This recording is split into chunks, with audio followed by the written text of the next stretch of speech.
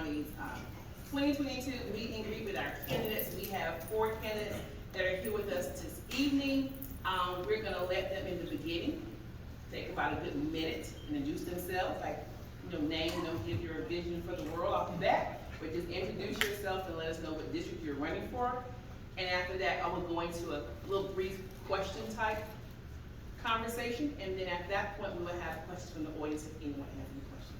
And we'll start with Ms. Mock. Thank you. Good evening, everybody. My name is Jennifer Mock. I'm an attorney here in Statesboro. I also am a real estate agent, but I mostly just do the attorney stuff. I'm actually born and raised in Statesboro. Went to Statesboro High School and graduated in 2000. Went to Georgia Southern, and then went up to the UGA for law school. I returned about 10 years ago and opened the Mock Law Firm, where I have grown that business. I now have 5 or 6 employees at this point, and practice all kinds of areas of law as most attorneys in town do. I live with my husband, Jared, and our 3 girls, and I am running for District 2 for the County Commission, and I look forward to answering questions and seeing what you have to say. I do want to say, just because I'm very self-conscious about it, my 2 youngest children have a softball game tonight, so I may be dipping out just a little early to head to that. They're definitely a priority for me, but I definitely wanted to be here tonight with y'all, and I really appreciate you inviting me to be here. Hi, my name is Preston Tutt. I'm running for County Commissioner seat 1B. I'm running against the incumbent, Mr. Anthony Simmons. I'm not from Bulloch County. I'm actually from a place called Harlem. It's not Harlem, New York, it's Harlem, Georgia. It's right up the road. I actually just came from there. I was visiting my family. But I appreciate y'all letting me come out here tonight and speak with y'all. Very gracious. I came down here about 10 years ago to go to Georgia Southern. My girlfriend and I now live in Portal. We've made this place our home, so as such, excuse me, I'm taking it up to be the change I'd like to see, and I'm running for County Commissioner. I'm only 26 years old, but I've got a couple of great ideas I'd like to share with y'all, and looking forward to a good meet and greet, question and answer session. Thank you, Mr. Stephens. Mr. Holman? Yeah, my name is Jake Holman. I grew up in Evans County. Went to Claxton High School, graduated from there. I currently teach 2 classes in the morning at my alma mater. I came to Georgia Southern in 1994, and me and my wife just fell in love with Statesboro and Bulloch County, and ended up deciding to stay here. And we've got 2, as I described them, positively diabolical little boys. Rex is 6 and Jude is 10. And at some point they're going to see one of the videos where I call them diabolical. That's going to be bad. I really love Bulloch County, and that love developed in really, professionally, sorry. For the past 10 years, I've run Stout House Media, a video production company that's done everything from nonprofit video work to most recently working on a national TV show.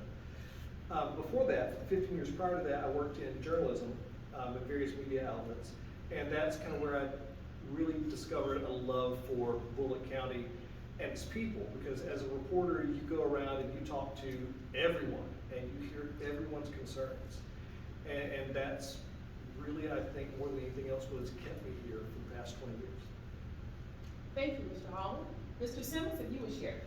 My name is Anthony Simmons. I have lived in Bulloch County all my life. Been married to my wife for 39 years, deacon in the church for 20 years. I just love Bulloch County, and all my family are here in Bulloch County. I'm a retired social worker for about 3 years. I'm running my father's business right now, which is in real estate. And I just want to, being a county commissioner is sort of like being a social worker. You try to help people when you can, and if you can't help them, you at least tell them you can't do it. But you can look into it and try. So it's sort of like, it's not a transition from being a social worker not working, it's just continuing to do what I've been doing all my life. I want to be reelected because Statesboro and Bulloch County is getting ready to go into a growth spurt. I was here when we went through the first one where we got, the gateway out here with all the industry out there.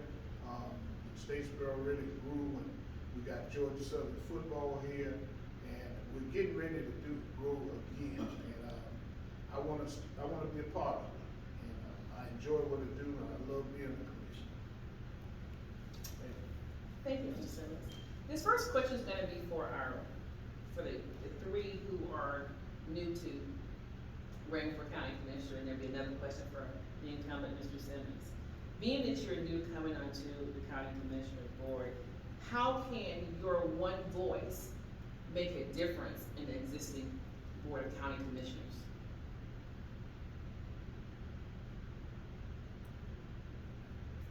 You want me to start? You can start. Sure. Well, right now, there is no women on the county commission, and there are no lawyers. And I do think that both of those are important perspectives that I can bring to the county commission. And I say that one of the things that we all know, but particularly lawyers know, much to sometimes the public's dislike, is that the world is not black and white. It depends.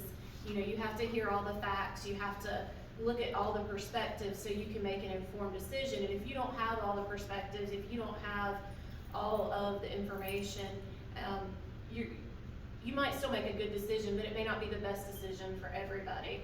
I think that I can bring a positive, unique perspective by being a woman on this commission, as well as my experience as an attorney.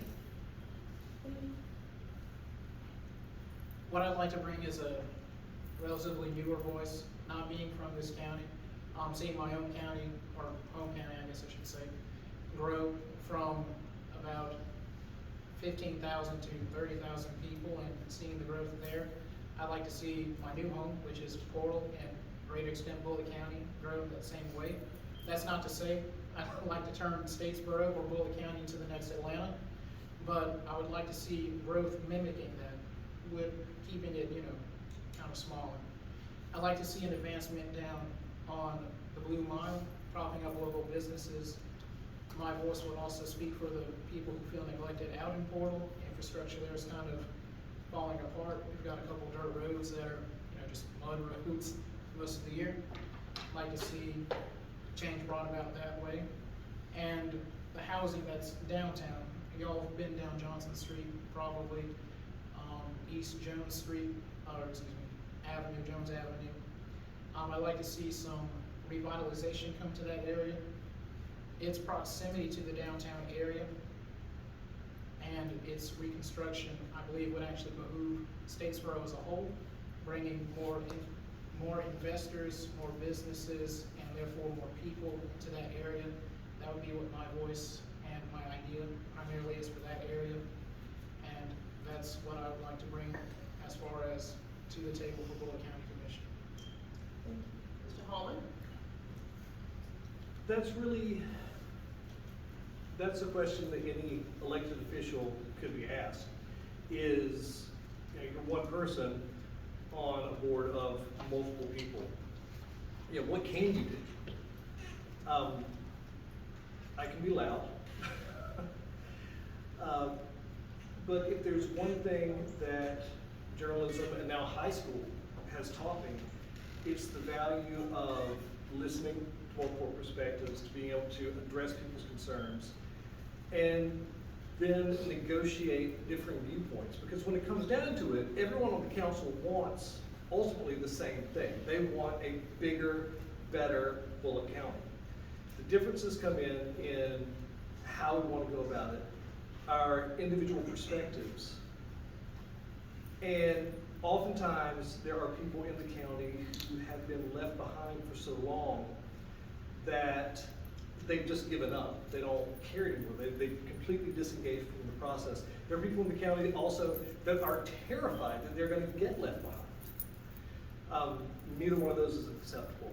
And I want to be able to bring their perspective and their voice to the board. I would also mention that there is a severe lack of Democrats on the council right now, and I would like to remedy that solution, remedy that situation. But yeah, it comes down to that balancing act of being able to deal with the other commissioners, to talk to them on their level, and advocate for change, and ally with other commissioners to make that change happen. Thank you. Mr. Simmons, can you please share with us your #1 accomplishment that you've made as being a county commissioner, not only for your particular district, but for the county as a whole? Well, one of the things that I can talk about, I've already said it, is about when I became a commissioner, we went into a growth spurt. We bought in the gateway, we created more jobs, and we, the thing about, kind of deviate from me quick, the thing about paving dirt roads, everybody don't want their roads paved. You know, some people move down on dirt roads because they like dirt roads. We, you know, a lot of times, we get people, citizens will say, well, why can't you do this? But you have to know what it takes to pave the road. If you don't have any land on the road, you can't, I mean, you can voice your opinion, but if you don't have any land on that road, and the people on that road don't want to give any land on that road, the road is not, it's gonna be hard to get paved. When I became a commissioner years ago, my wife's church road, Johnson Road Baptist Church, been on this for 4 years before I came on there. But because the individuals who own most of the roads did not want the road paved. And I think me being a commissioner and being from Bulloch County, I work well with the people that have asked me for different things here and there. You know, only thing they have to do is just call me. And we look at being, as far as being one person and being able to change 6 other people's mind, you got to know how to work with them. You cannot go in a board of commissioners and say, I want to do this here, you're going to do this here because I want it. It ain't going to happen. You got to be able to work with each one of those other commissioners and basically make them see that the idea that you have is a good idea. It's a good idea to do what you're talking about. And that's the way I've worked with the Board of Commissioners. I mean, I don't stand up on the desk and holler out and say what you're going to do and what you're not. But I found that being able to sit down and talk with each one of them individually, get them to see my point of view, I can get things done. Thank you. Mr. Simmons, you mentioned the roads and you shared how, what it takes to have a road paved. Since there are some some stipulations to that may hinder roads from being paved, is there a process that those roads can be maintained better than what they're being maintained? Yeah, if we had the workforce to do it. Bulloch County has more dirt roads than any other county in Georgia. And right now and before, it's just getting people that are competent enough to work on the roads to keep them in good condition. And with the roads that we have, it's impossible to keep them all in excellent condition. And you know, when it rains,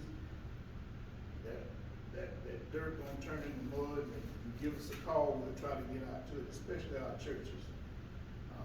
We try to keep those roads open as much as possible.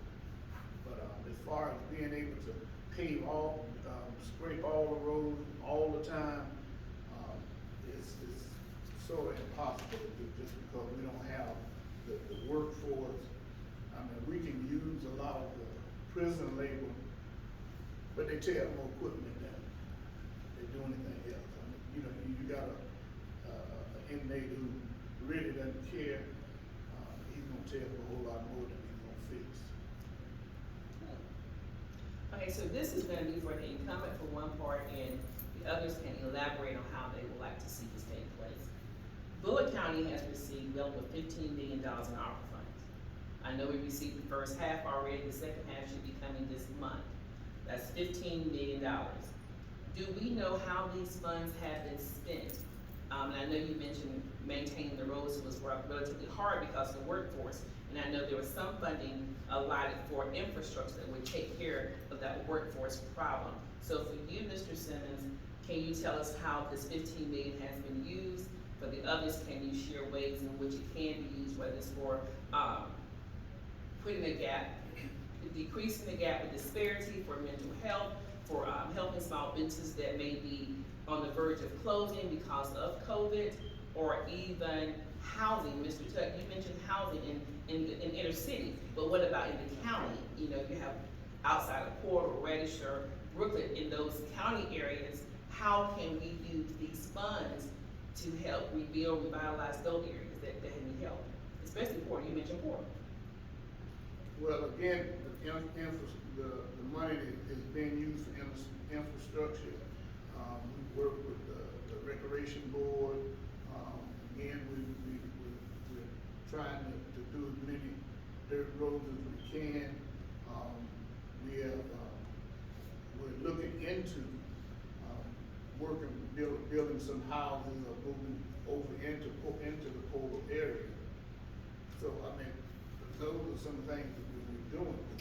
And with the second tranche, as Tom calls, we'll be able to work more in the rural area as far as housing is concerned.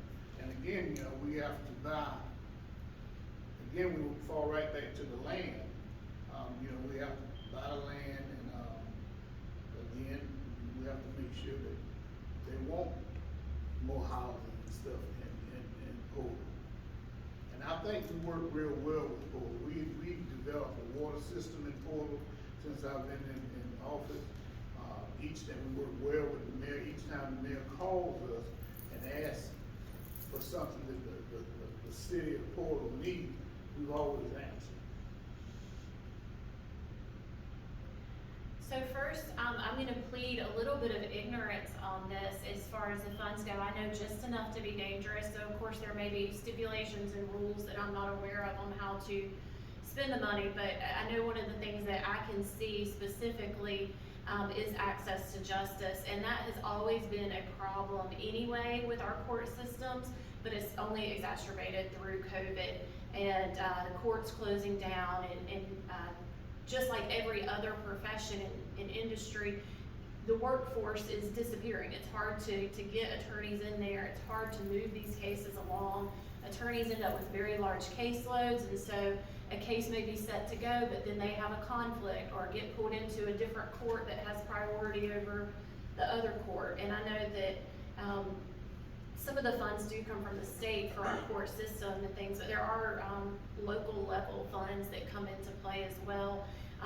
Public defenders get some of their funding from the local commission. I know some cases I work on, I represent the Department of Family and Children's Services, and a lot of the parents who get involved in those cases, their attorneys are paid by the county, and quite frankly, it is very meager what they're paid. It's not good. I personally don't know that those parents are really getting the representation they deserve. Not that they're not good lawyers, but that they're so overburdened, and they don't get paid enough. They can't attract other attorneys to come in and do this work. I just think there's a lot of work that can be done to enhance access to justice. And if those funds were, if that was one way to spend the funds, I would definitely like to see some of it going towards those issues, because it was already bad enough to start with, and COVID definitely made it even worse. Could I say one thing about that? We have allotted some money, I think, for the court system to hire more, at least another attorney to help with the families that were not able to hire their own lawyers. I think it was in the amount of $400 or more. So that's another part of the ARPA money that we spend stuff on.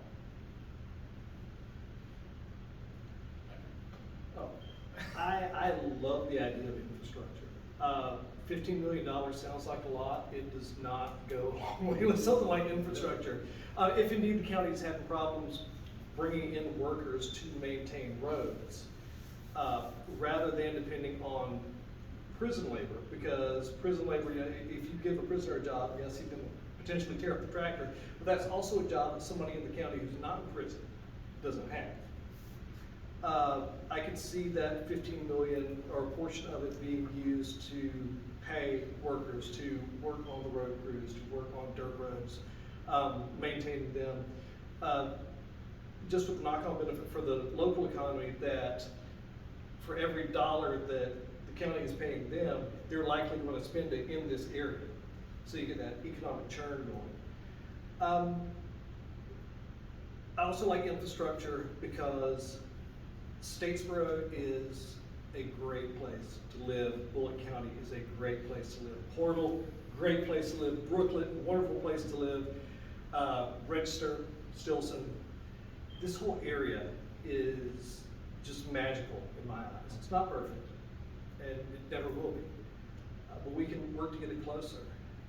And infrastructure is one of those invisible parts of things. It's things that you don't think about that just make a place nicer to live in. You know, the traffic's a little better. The internet's a little bit faster. You know, there's a couple nice trees on the side of the road. You feel good when you drive by. I like the idea of Bulloch County being a place that people want to come and live and work here, and also a place that folks from surrounding counties can come in and spend their money on. Because every cent of that sales tax money that comes in to us from outside of the county is a cent of sales, that's free money, effectively, for the county. So yeah, $15 million, it sounds like a lot. It's not in the grand scheme of things, but it could be used to do some really nice projects that could have some great added effects for the local economy. Kind of to continue on what Mr. Hallman said, $15 million really is not a lot of money when you think about it.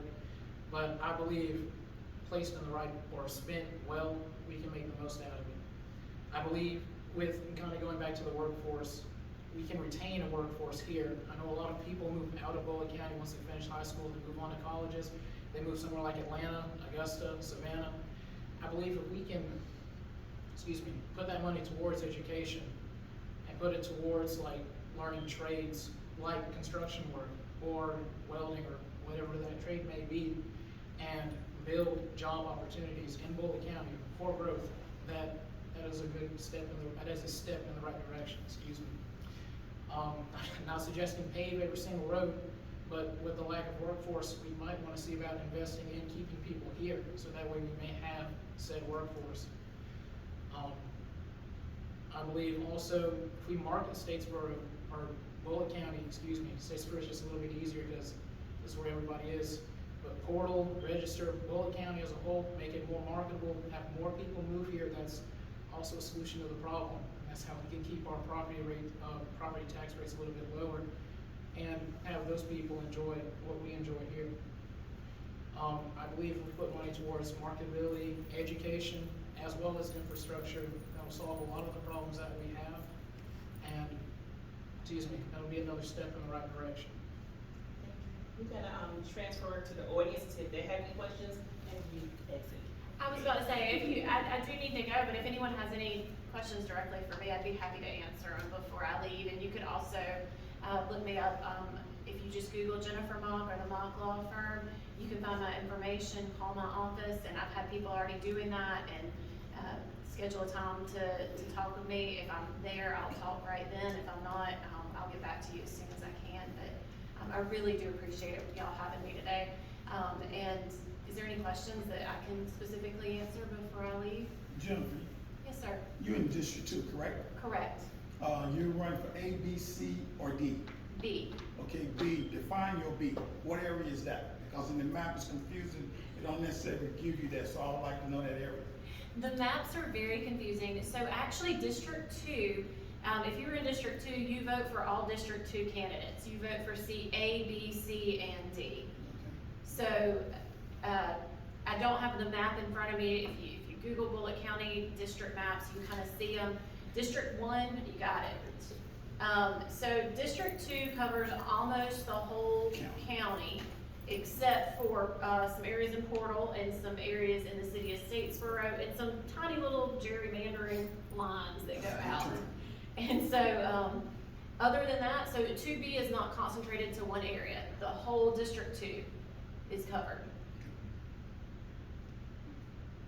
Any other questions specifically? Yeah, I do. Yes, ma'am. I'm a retired educator from another state, but still a retired educator.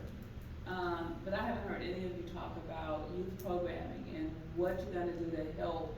It's not gonna just be the city police, it's gonna have to also be county members who help with our youth and finding programming. What are your thoughts on youth programming to get them involved and teaching them workforce skills or what they will need for the future?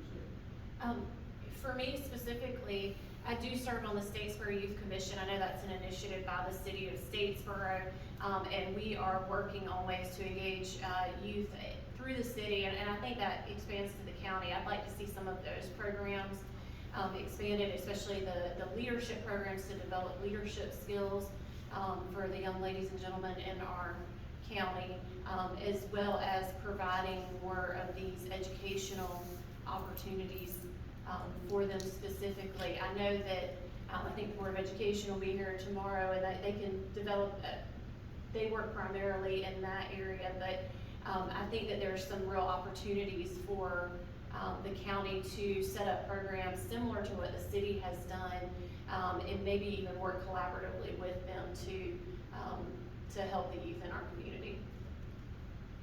I'm a teacher too. First year in my case, I got convinced and sold on the CTAE model that they're doing in Evans County. I'm a CTAE teacher. I came in from the audio video industry with 2 days teaching experience, and I have seen firsthand how well that is serving the students in Evans County. The partnerships that the high school has between local industry, the partnerships that the high school has with Avicii Technical College are paying just tremendous dividends. One of my biggest frustrations this year has been that I've got some really great students who will not be able to come back for the AV2 class next year because of the scheduling. Because they need basically one class to graduate, and it's not mine. Because they've gotten so much done through Georgia Southern, through Avicii Tech. That said too, we're facing a crisis of, COVID has resulted in a lost generation, particularly in groups that didn't have access to online services for online classes, that kind of thing. You know, in Evans County, they discovered early on that 50% of the students didn't have access to internet, didn't have access to broadband, didn't have access to internet. So how are you going to do your assignment on Google Classroom when you don't have access to it in any way, shape, or form? And this gets back to some of the infrastructure aspect of it.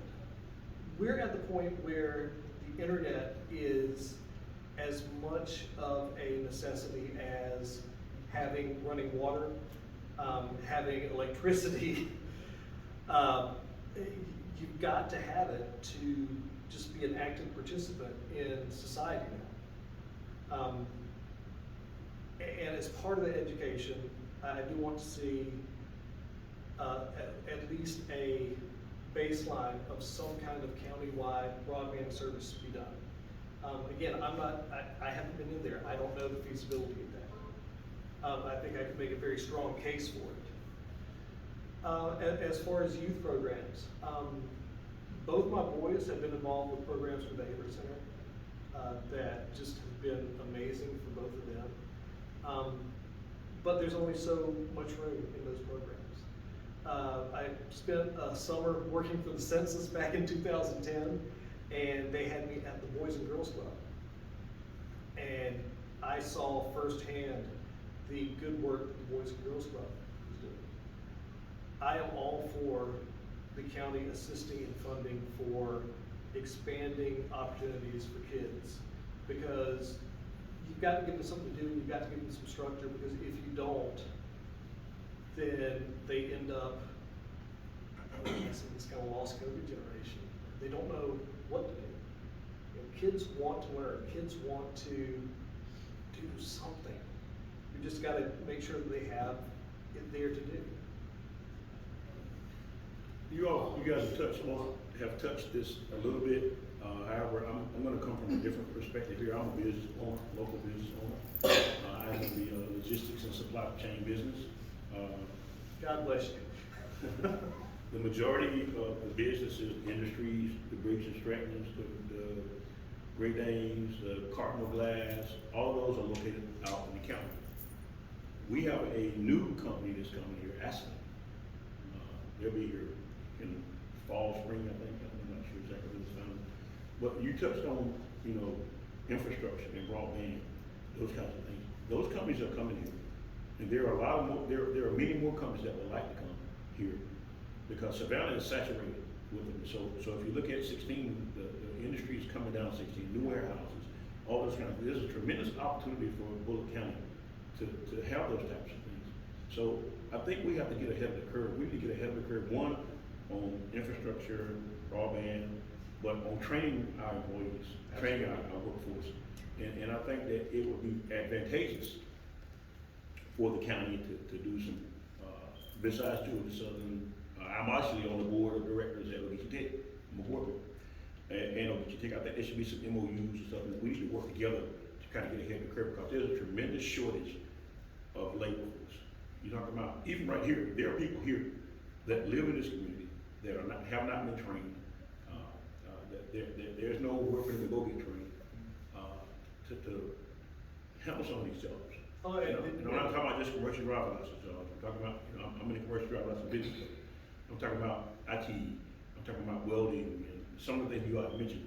I would like to hear or see, if no one has any ideas, I'd like to see some money being allocated towards that. Hey, we're gonna take X amount of dollars and we're gonna bring X amount of people in and we're gonna train some of these people. The old training schools, like OTC can only do so much. But there's, in Georgia Southern is really not, that's a traditional education. We need some non-traditional training methods somewhere that's gonna help these folks. Everybody can't go to college. Everybody's not gonna pass college in chemistry, like most of us in this room did. So I'd like to see or hear some money, or there'll be a line item in the budget that's gonna say, hey, we're gonna take $50 million or whatever the case may be, which is not that much, I know, but, and train. Yeah, we have youth, yep, that's fine. But, once a kid finishes high school, every child that finishes high school in Bulloch County is not going to Georgia Southern, not going to OTC. Sorry, go ahead. Oh, well, that's where the CTE model really excels. Again, I keep harking back to Claxton, but it's where I am, it's where I see this working at, it's where I want Bulloch County to get. Because if Claxton can do it, oh, by God, we can too. They've got a firefighter training class. So these kids are graduating high school and they're becoming certified firefighters. Okay, valuable skill, something ordinarily you would have to go to school to learn. There are other CTE programs like that could be in place here. Bulloch County and Statesboro, by extension, ends up in kind of a catch-22 where you want you need the workers to attract these industries, but you also need the industries to keep the people here. I spoke to a Georgia Southern student just a couple days ago and said, hey, what is it that can keep students from leaving? And she straight up said, if I knew that I had a job here, I'd stay. So we need to look at ways to retain the people that we have right now that are coming through OGT Tech, East Georgia, Georgia Southern. Part of that is making this a nice place to live, but part of that also is bringing in those industries. Because I think with COVID and logistics issues, there are a lot of places that are realizing it's kind of nice to be closer to the port. We've got a real chance to cooperate with surrounding communities, because right now we don't, we can't view surrounding counties as competition. It's time to cooperate with them and bring them on board, because we're not competing against 138 other counties in Georgia. We're competing against counties in Texas, in California, in Ohio. We're competing against some place in Canada that may have some great tax incentives. With a mobile workforce, and with a workforce that has learned in the past 2 years that it's entirely possible to do a lot of jobs remotely. That's just the new reality of things. If there's a way for the county to provide training programs to help youth, if there's a way for the county to assist the school board in this, because that's a lot of overlap right there, I am absolutely all for it. I've heard about a situation where there was a company that thought about locating here that decided not to because Aspen had come, and they're like, oh, well, there goes a chunk of the workforce, so we're not going to be able to hire people. That should not be a problem here, with the amount of qualified students and people we're turning out. I'd like to go back to the question about what does the county do for the kids. We actually fund the recreation partners that a number of activities that the kids can do during the summer, they can do during the winter. Our sheriff's department is a big part of a mental health organization, Pilot Mental Health. They work closely hand in hand. A lot of times when they have to go out and pick up a juvenile or something, they contact Pilot, and then they'll give a counselor and talk to them. The Board of Commissioners really works well with the Board of Education. We're always doing something for the Board of Education. It may not be something that you can see, but we rely on them to let us know what type programs that we can assist them in, and we do. Or we assist them when we see we can.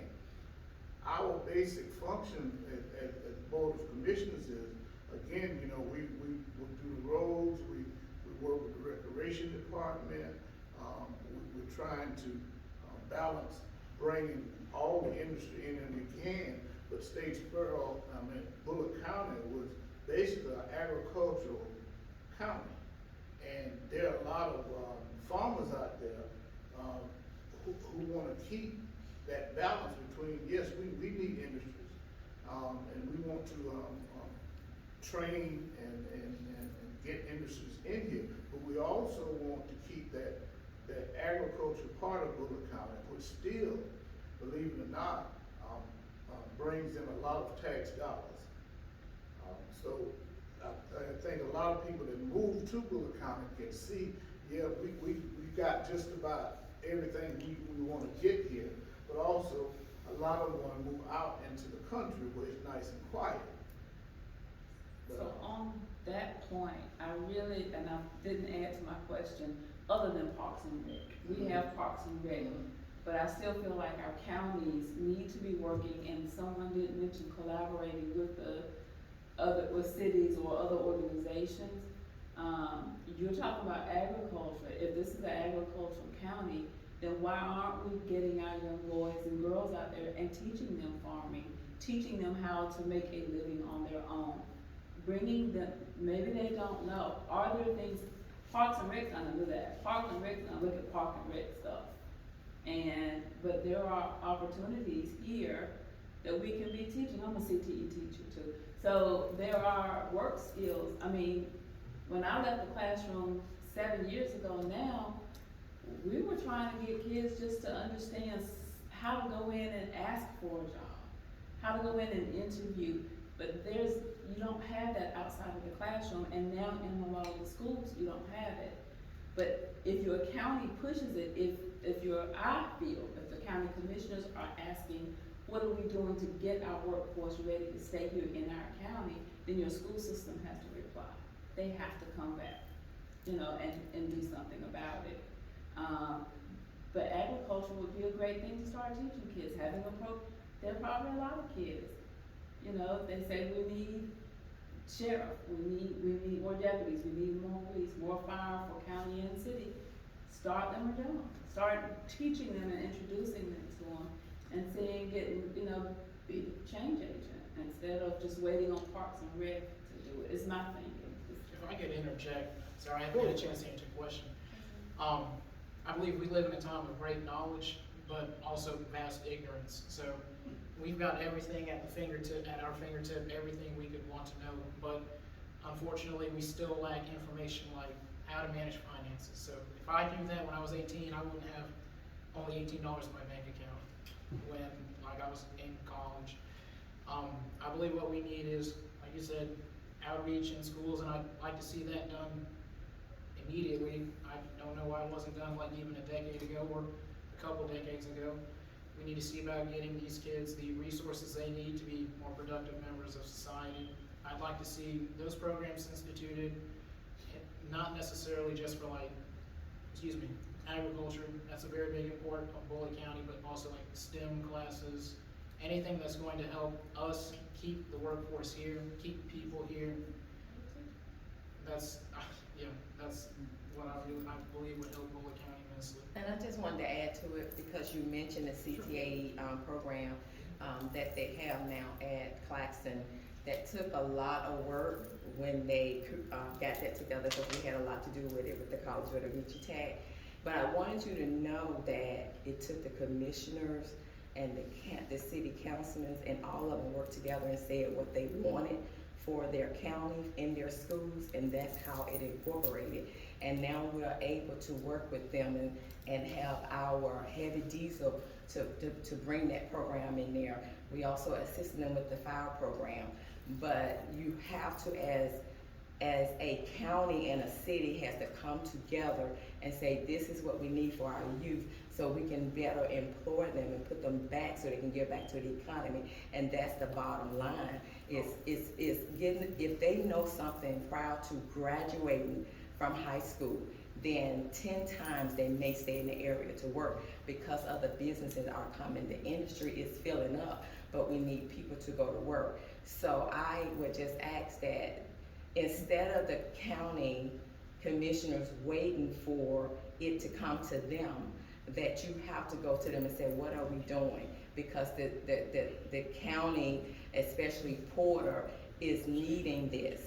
And even though the Parks and Recreation is part of Bulloch County, and you all work closely with them as the commissioners, you still have to be able to know where the money is being funded because you don't have that same thing in Porter or Brooklyn. So you have children that are getting it in the Statesboro area, but not in Porter. And it's not fair to the kids because they're in one county. And that is how Evans County is working together with all the cities around them that builds Evans. All these students have the same opportunities. Yes, absolutely. And I am, all I can say is vote me in seat 2B, and I will be a loud and vociferous advocate for CTAE education. I'll admit, when it was first described to me, I was kind of skeptical. I was like, yeah, okay, so everybody says we want our kids prepared when they come out of school. It works. It 100% works. Any doubts I have about it have been washed away this year. And to touch on agriculture for just a moment, I've spent the past year working on a TV show called Where the Food Comes From for RFD-TV. And for part of that, we go and it's hosts talking to different people in agriculture throughout the Southeast. And I've done a lot of produce video over the past 10 years. And one thing I've learned is that Agriculture is not separate from STEM at all. Agriculture is undergoing this quiet, wild technological revolution right now, where if you are smart and creative, you can do something in farming. I mean, the agriculture incubator in Metter in Kennewick County, there's some just mind-blowing stuff going on there. And that's through Georgia Southern and their business innovation group. Yeah, so agriculture definitely has a huge place in this county. And that even steps into zoning, because you end up in a situation where, you know, I think every subdivision in Bulloch County used to be farmland, but I have not seen a single field yet that used to be a subdivision. We're gonna take 2 more questions from the public. Mr. Robinson, had a question, and Dr. Johnson. Go ahead. So, and thank you so much. So Mr. Hallman mentioned earlier that there is the collective desire to make sure that Statesboro, Bulloch County, is a better place, a great place to live, work, and play. And I think that we've had different discussions throughout the years on a hotly debated issue within Bulloch County that many citizens would feel safer if we were to do more or have serious consideration about removing the Confederate soldier on the courthouse. Several counties around the country are moving their statues in museums or in different places that some feel may be more appropriate. I'm interested in knowing, how would you approach a hotly debated topic such as this? I don't think that that's going away. How would you approach this with the commissioners that are currently serving? Can I? Sure. Like I said, I've lived here all my life, and I've seen that statue out there. I understand that it is, if you bring people to town, new people, and they see that statue, it could be a turnoff. What we did as a board, Mr. Mosley and I, we worked with the members on that board, and we worked with the Willow Hill community to also have a plaque placed on the ground of the courthouse to also talk about the minority experience on that. Well, again, you gotta look at, it's only 2 minorities on that board. And we thought we had a consensus that it would go on, but it didn't work out that way.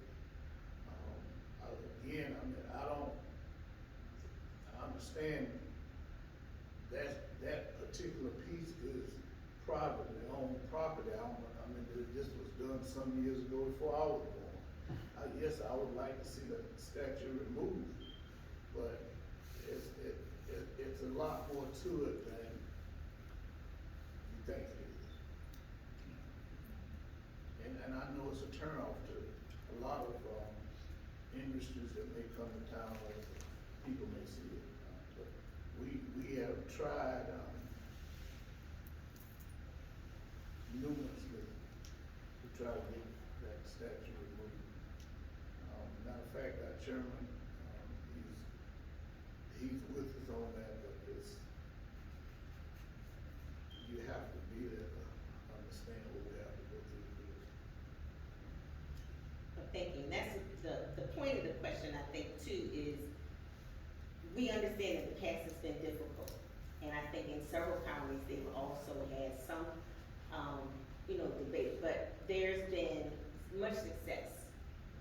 And so I'm interested in knowing, what is it that we could do differently to try to make sure that some of the voices are heard and that we could make some difference in terms of, instead of the statute Well, just. I think one of the things you can do is continue to come up to the board of commissioners at our meeting and voice your opinion on it. you know, it came up and we had a large number of, minorities come and, voice their opinion on it, and it kind of died down. But the thing about, if you wanna get anything done, it's like they say, you know, the one that talks the loudest all the time is to get something done. I mean, just continue to come up with it and then voice your opinion on it. And, you know, they can get something done. But then you got the other side that's coming too. Could you try to, what would you do differently? Or how would you? Well, I'd like approach to this? give some background. The statute just serves as a reminder of what's happened to us as a people. It's unfortunate, you put it kind of mildly when you said difficult past. Yeah, I'd say it's a little bit more than difficult. But the statute does serve as I understand it's important to preserve our history. Like, some parts of our history are not worth putting on display and broadcasting proudly. And we fought for something. Sorry, something I kind of get, a little upset about. But the statute serves as a reminder, as some people will say, that it stood for, states' rights and the Confederacy and what they were all about. Well, they were about something pretty nasty. And that statute serves as a good reminder of what that nasty thing was. I believe if it's put on private property, there's not much we can do. We can petition. I don't know what law we can do, but I believe if the collective or people as a mass voice their opinion, not necessarily just coming to the meetings, but also protesting it, that might segue into its removal. I wouldn't want the statue to be destroyed or something like that. We can put it into a museum and preserve that history, but I don't believe it should be put on a pedestal and this is what Bulloch County stood for at one point in time. Because what they stood for was the institution of slavery. Being a southern county, it's a big deal down here. So as far as going about getting it removed, and this is my personal opinion, I don't really like Confederate monuments. I don't like seeing them. I didn't live, thankfully, during the times of segregation. I was born in 1995, which was thankfully 50 years after the Civil Rights Act passed. Mm-hmm. But their effects were still being felt up until that point and after that point. Now, again, I'm not advocating for its destruction nor the removal of American history, but I would be a strong advocate against the glorification of the institution that statue stands for, which to me is slavery. To somebody else, it might be states' rights, but for me, a person of color, a black person, somebody who has had to listen to their grandmother say some pretty gruesome things, their grandfather say some pretty gruesome things, that it is a monument to something horrid. And I would like to see, if not people only coming to the meetings, people voicing their opinions en masse at the statue, maybe coming into the meeting and saying, if we can't get more people, say, hey, we'd like to see this down. I don't know how y'all feel, probably something similar. But that's how I would go about getting it removed. Having the people behind me and having a larger voice, because a couple voices are great, but when change needs to be done, we've seen change occur with larger movements in Washington. We've seen them done in Selma, we've seen them done in Montgomery. Those are the kinds of movements and those are the kinds of things that'll get change completed. So I'd like to see mobilization if the people truly feel like that statue is, such a horrid thing, they would come out and demonstrate as such. I'm gonna speak plainly on this. I've got multiple ancestors who fought for the Confederacy. And I have not a problem in the world saying that they fought for slavery and they were wrong. That's not something that should be glorified. That's not something that, there's this weird Southern ancestor worship that has built up around the myth of the lost cause. I have advocated for that statue to not be there for a number of years. And again, speaking plainly, it's the volume, just the sheer loudness of the Sons of Confederate Veterans and wanting to keep it there. Honestly, at this point, I don't know why anyone listens to these people. You know, they welcomed an honest-to-God Nazi into their midst. You know, they, during some of the BLM protests downtown, you've got Bubba, literally his name that he goes by, you know, showing up with, you know, a pistol just in case there are saboteurs or somebody doing something.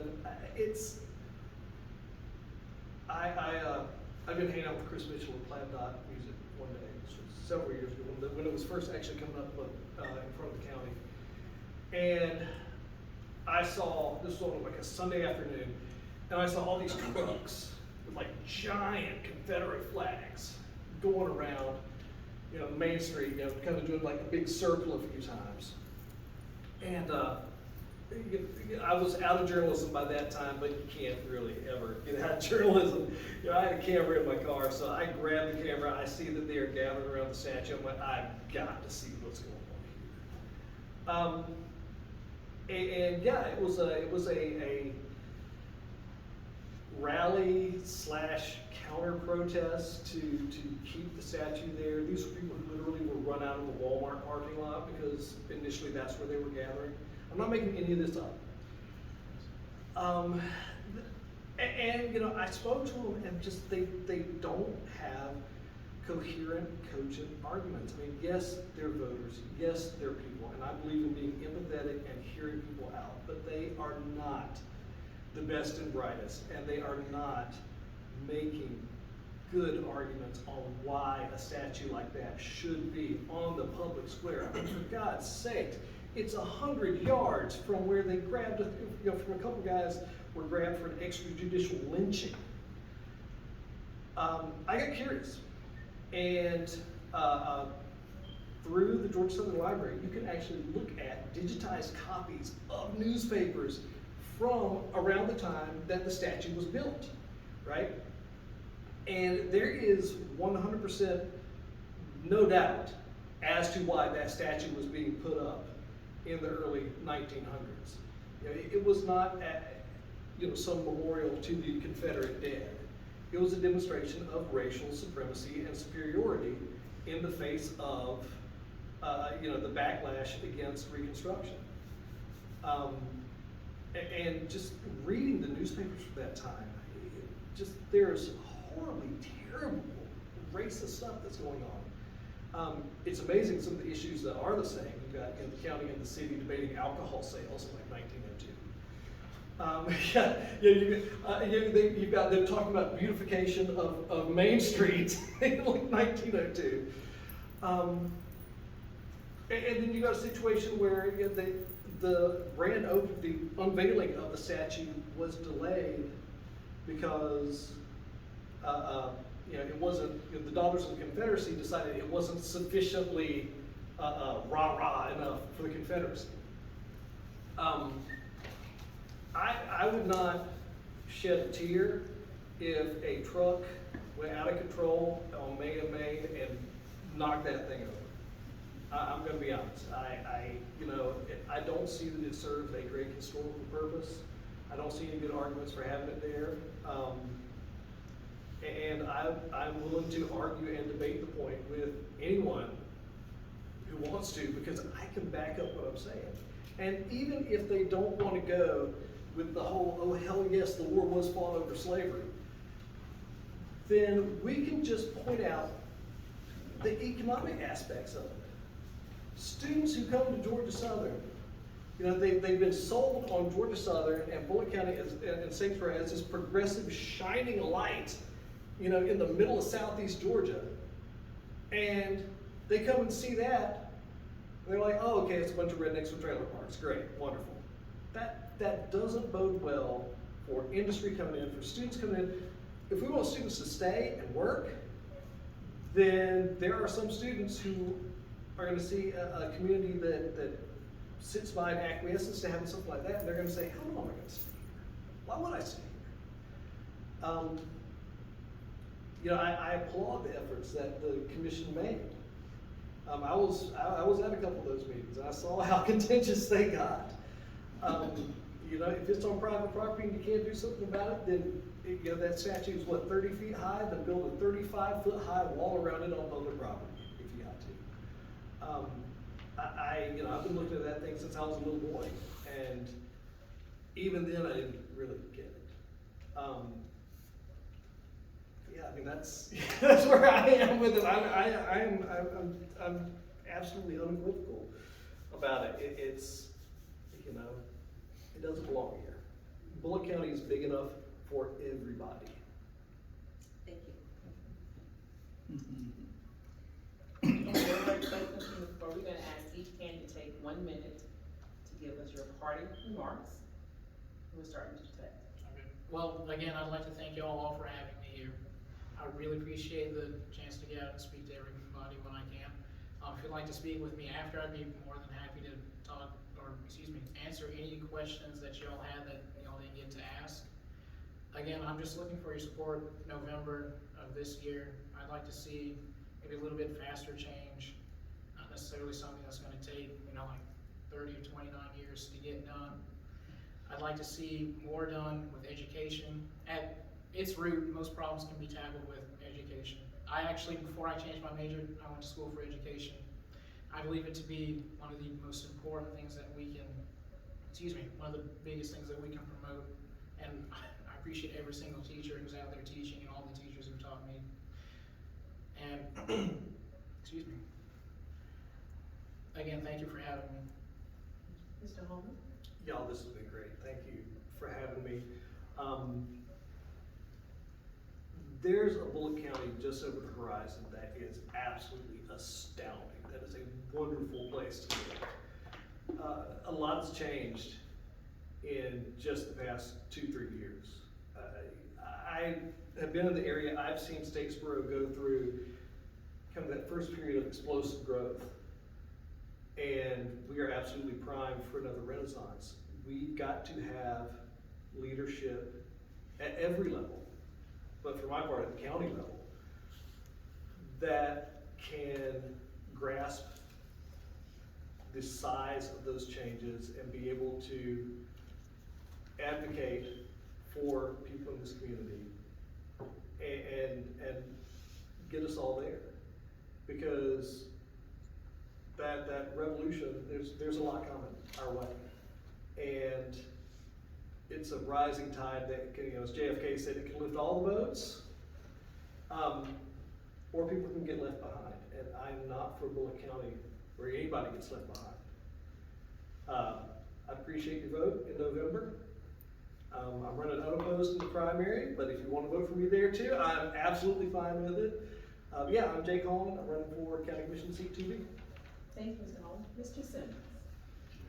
Well, like I said earlier, I was here when we first had our renaissance of growth. I'd like to be here to see it come into Bulloch County again. I enjoy doing what I'm doing. One thing that I always tell people, I'm in District 1B, but as a commissioner, I'm a commissioner of all of Statesboro. I get calls from District 2 all the time, submitted out from District 1. So I don't look at me being in District 1 and only helping folks in District 1. We're commissioners for all, and that's how I look at it. And I'd like to be real. It's like that old song saying, "Say in church just one more time." Thank you all for coming. On your tables, you have a QR code and a ready, set, vote. If you would either scan the QR code or fill this form out, it's a simple pledge that you're pledging to vote. You're going to vote in this primary election. If you fill it out, just leave it on the table. If you scan it, you automatically have it. Thank you again for joining us. Please help yourself to refreshments, and any questions you have with the candidates afterwards, please seek them.